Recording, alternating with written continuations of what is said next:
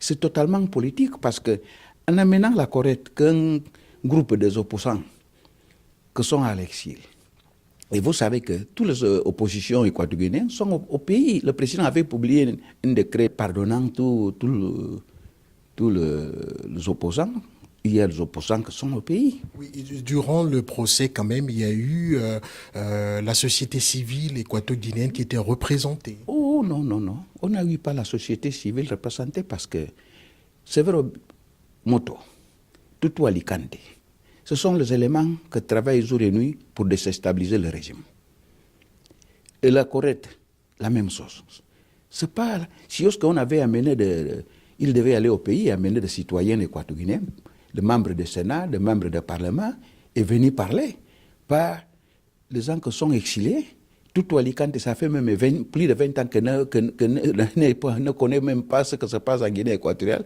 Il parle toujours dans nos bons Inéariens. Lui-même, il ne connaît pas. Je crois qu'il y a même les gens qui ne le connaissent pas là-bas. Severo Moto,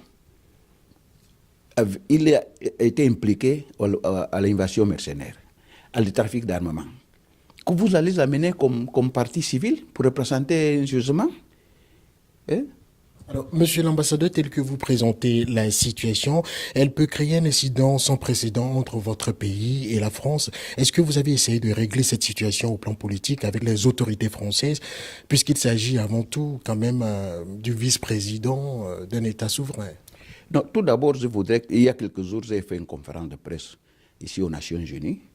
Et j'ai dénoncé et j'ai fait un appel vibrant à la communauté internationale pour attirer leur attention sur les tentatives en cours pour déstabiliser le pays. Parce que tout le problème qu'on a aujourd'hui dans le monde commence comme ça. Alors, la communauté doit être vigilante pour que d'ici à l'avenir, on va se trouver comme on a voulu le faire en 2004. Ils ont échoué maintenant, ils l'ont passé en plan B. Et parce que tout d'abord, l'objectif était de s'attaquer au chef de l'État. Ils n'ont pas trouvé qu'un élément. Maintenant, on dit non, il faut passer à Sophie qui est le vice-président. Vous voyez, hein? Là, il n'y a pas aucune preuve. Nous avons dit il faut aller à la Haye. Il faut aller à la Cour internationale. Hein? La Cour internationale est en cours d'examiner l'affaire. Pourquoi ils sont précipités? Parce qu'il sait très bien qu'il n'y a pas d'éléments. Alors, concernant la France est un pays ami avec qui on a de bonnes relations. Effectivement, on a contacté le gouvernement français plusieurs fois. Il manifeste qu'il y a l'indépendance de la justice.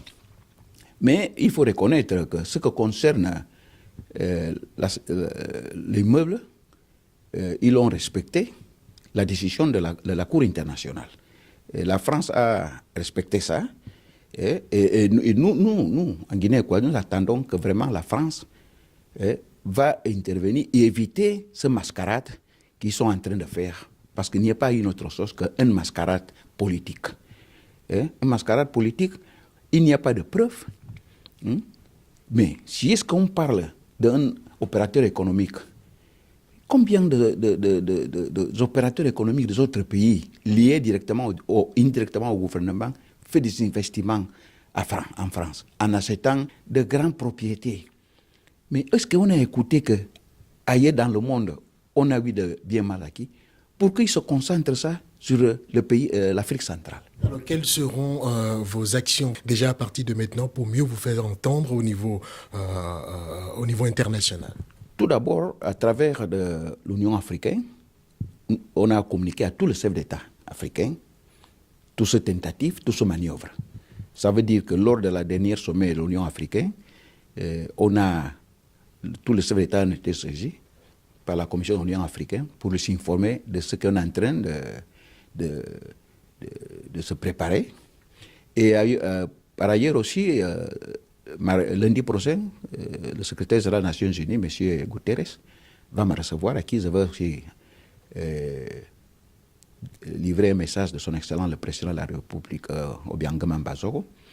Et effectivement, s'il y a le verdict, on va porter recours, on va à la Cour internationale, on va aller à la Cour internationale.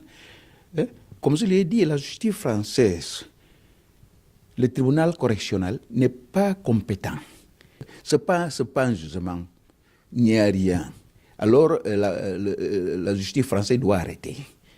Même avant octobre, eux-mêmes doivent déclarer que c'est une mascarade qu'ils ont essayé de faire et c'est nul.